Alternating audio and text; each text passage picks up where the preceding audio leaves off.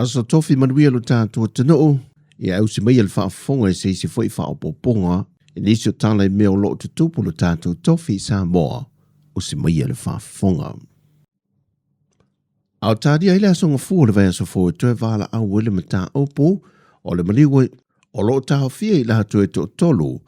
i le whaalawelawe le na maliwe le tamai au Maui American malang mai Samoa, i le whale einga ma le pā le tau mea sina hideaway, au lewa mai o na whaia sau ninga le ainga whaaliwe fwefwai le tino le tamaa ua maliu. Na whailo mai se tasio sui o le ainga iau telefonu vasilingia, o le vai aso nei fatu ata tala mai le avanoa e le mtanga luenga leo molo lato a inga,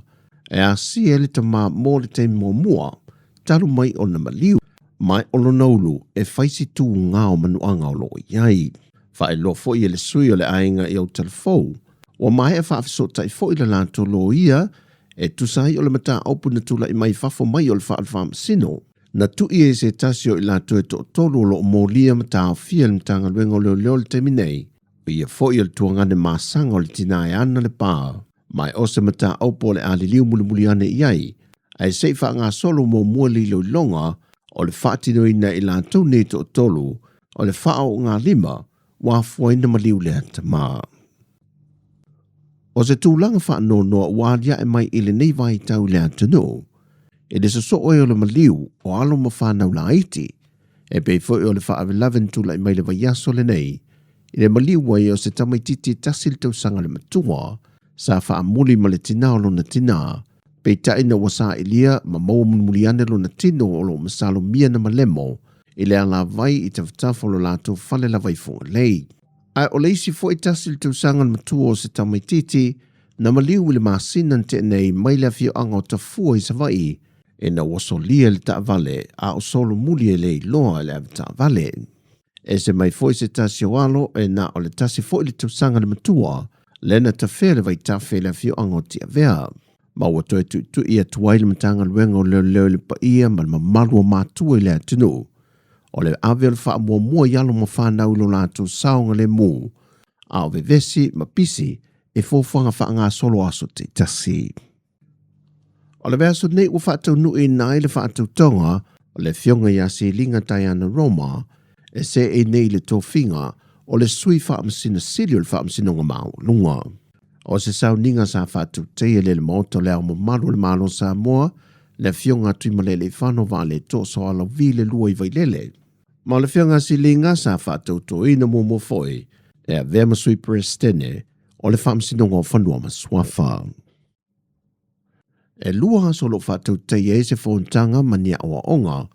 a te whono mo whaatonu komiti whaatonu, a toi mo ofisa siri o whaalapoptonga o malemalo, e au fie foi mo whaalapoptonga tu maoti, masui o ofisa tu tonu le malo, e vava ai tuto ai i awala ese, e mawhai o nāti na ina le tamau ai ngolea tunu, i au o nanga uma i au tu inatu, e meise lava foi i whaalapoptonga o lo o yel whaamoe le malo, i ana tupe ma ana fsoswani le toe whaatatau wina o anati na e te tele. Mai o le a whaapitole lua aso monia o onga, e whaalawi loa ai le so tanga o whaalapoptonga, ma fola o au te tele o whainga fuafuanga le malo, o lo whaatonu fulau atu ele matanga luenga o tupe. Ato ai ma le toe au talu atoa uma o whainga whaavai, ma le mata i tuwino le taunu unga ua iai ngā luenga whaalapoptonga, ua mahe a ona whaatino, e loa ai tūlanga e au o na whaaleleia, ma ni tū o le lei o na whaatino, e na ia whaia i eile whafōtā le whiangai. O le tūlanga pito e sili on tā ua pe o na whae loe le whionga le sui pāna mia, le whionga mulipola ana rosa ale moli o ilana saunoanga au tū. O le mawhaile o na iai o le sootanga, ma fe soota inga vāvāla lata a komiti whaatonu, ma ofisa sili o ia pūlenga ese. Ai o nisi, e leo vāvāla lata pe mapo sota inga te whono, ma fionga ia lato minister, ma o lo whaale tono i fo il matu i nato, i sota inga le kāpeneta. Na whai loe le fionga le sui pāle mia se tasi o whaatai te inga. O na o nisi o ati na e lotu i nato i le komiti o tau whonga,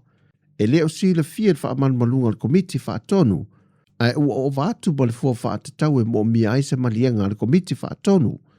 o le lef so tai ma langa whaatasi, O se ngā ruenga o fofo whaatasi ele komiti whaatonu mane pūlenga le na sau noa muripola o se langona le o lo ia te i o le minista o e fito i tonu mamata i tuina le taunu ungo ngā ruenga whaalapa pitonga umal malo. Wa mai on folsia le MPE taunu ungo ngā ruenga o le tausanga wha le tupe lua whelua se fulmale lima ma le kuata na wha iwina ia mati o le tausanga le nei lua whelua se fulmale ono i luma o laula wā fono le kāpeneta i variaso taruai ma ua silasila le whionga le sui pāle mia o whaalapo pitonga le malo e leo ato toa whaamtalanga e te tau o na sila fia le kāpeneta. E peo tala wha te tau po project mo whaalapo pitonga le malo e na o public beneficials bodies le e o atu le laulau le kāpeneta ana tala wha te tau ona o le wha tupina le malo. Ai te tau foi ona no fasila fia le kāpeneta i le au te lenga o le tala wha te tau o tupe i le atuanga o i tu tino le malo e au fia o maintanga ruenga ma whaalapo pitonga tūma oti. Mai o le aunga nama le wha moe o le whionga le sui pāle mia ma le malo e tū wha te siele nei whontanga mo le nei dua aso. O tala fawia, ianga le leile tua i fōwhanga le awhenga i malo tātua tunuu, wha soi fwia.